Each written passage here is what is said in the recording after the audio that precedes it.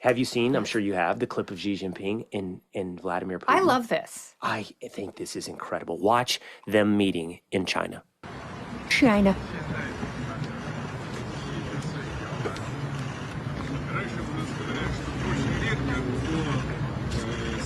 You are still a child. Vladimir Putin is suggesting to Xi that earlier people lived, it was hard for them to live to 70. Xi Jinping says, yes, now everybody can live past 70. And then Putin, in Russian, which I'll translate for you, with the development of biotechnology, human organs can be replaced and transplanted, and people can live younger and younger and achieve immortality. Yeah.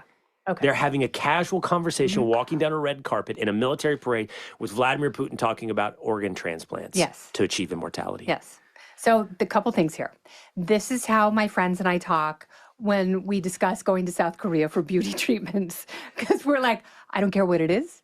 I don't care how they get it. If it makes me look better, I will do it. I had this conversation today with a friend here on the 12th floor. And we were talking about what do they do in South Korea? Because there are all these rumors like you can get stem cells, you can get salmon sperm, you can get injections, you can get electroshocks. It's cheaper, it's better. They'll do it all at once and you'll look amazing. So I think they're basically having the conversations that me and my friends that we have about SoCo beauty. Oh, Vlad and Xi, you're just talking about how to... Do you do Botox? Yeah. No, I do fillers. Yeah, exactly. Do you do liver transplant? They worry about, like, have you ever done the CO2 laser? I thought about it, but then a friend told me to get Morpheus. Oh, I hear that doesn't work at all, and it's very expensive and painful. So that's the same thing. Like, they're both terrified they're going to die. And there were rumors for years that Putin had pancreatic cancer.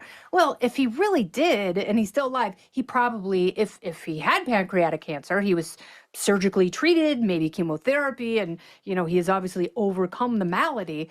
But, you know, guys this age who want to be powerful forever, they'll think of ways to keep living so they can extend their power. My worry is that with dictators, they are going to farm the organs from people who are not necessarily willing to give them up by virtue of dying. Yes. And so that my worry is that in China, they have Uyghur farms where they just go in and take out livers and kidneys and eyeballs and whatever they want and use them for the upper echelon. It's the right size have for the Vladimir? connection. And yes, do you think Vladimir would like this pancreas? But you can't transplant a pancreas. Okay, I don't know anything about pancreas. You can do a Whipple, but you cannot transplant. You know way too much. Are you afraid of death? Interesting. No, like the idea of death and being gone doesn't scare me. It never has. Me either. I've never been scared of like rattlesnakes or spiders, like nothing like that. I get a little yippy on bumpy plane flights, but I think like a painful death, the act of dying is scary, but actual like on the other side, I think is fascinating. Yeah, I don't think about death. I think some people do think about death. Yes. Meaning this all comes to an end. I don't think about that at all, really. Warren Buffett, who I'm a big fan of Warren Buffett. I think he's one of the most wise men. He and I don't agree on everything when it comes to politics, but he's obviously one of the greatest investors of all time, one of the richest men in the world, apparently, and reportedly, thinks about death. Thinks about death a lot. I don't. Now, maybe with age, I'll begin to think about it more as it gets closer. But I hear this from Vladimir Putin, and that's what kind of strikes me is guys thinking about death. And maybe he's just thinking about it academically and theoretically, and they're having an interesting conversation the same way you and I are. Well, no, they both supposedly carry around their own toilets. Yes, I read that, so that you won't take Vladimir Putin's DNA off of stool samples. Yeah. So when he comes to America, they take home his stool. They have the poop police, and they will descend on any hotel he stays at. But I don't know. I think it's interesting that there are some people who it's a big part of their life to put it in the context of death. It's the driving force. It is fearing death. It is fighting death. It is the terror of the inevitability. But it's like if you can get past that, I think your life is a lot more fun. I do too. Yeah. But that fun doesn't include fat injections for me. So Not I yet. want to know, you are at the front supple, like nice, firm, succulent cheeks. Like you're fine. Thank you. Yeah. Never had that described for me in that way.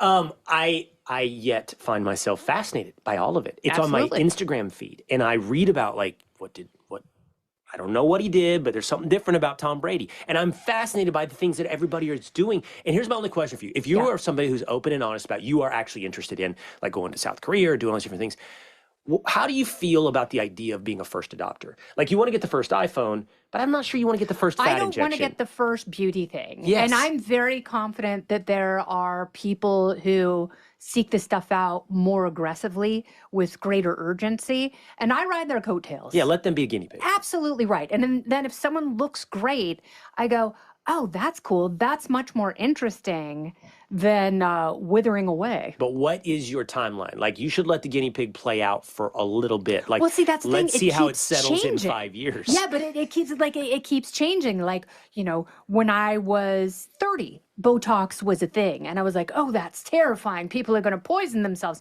And then more and more of my friends did it. I'm like, well, that's very intriguing. But then you see people who overdo it with things like filler. And they have body dysmorphia. And they're like, oh, my face falling apart. I have to put more crap in my cheeks. And then they get like Chrissy Teigen chipmunk cheeks. And they look awful. And everyone knows. And there's no one in their life going, hey, pump the brakes. Everyone's like, Chrissy, you look amazing. Like, never better.